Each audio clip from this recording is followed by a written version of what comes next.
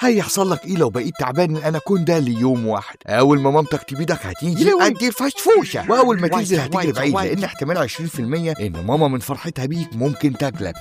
فتجري وتقرر تكتشف مواهبك الجبارة عشان تعرف انك بتمتلك 10,000 عضلة في جسمك بتخليك لما تمسك فريستك بتضغط عليها بقوة توصل 4 طن، لدرجة ان احيانا جلدك ممكن يتفتت وعضلاتك تبان. انت مركب خراطيم مية ولا ايه؟ وبتكتشف ان معدتك بتفرم اي عظم يدخل جواها، فبتاكل الاخضر باليابس والجالع باللابس.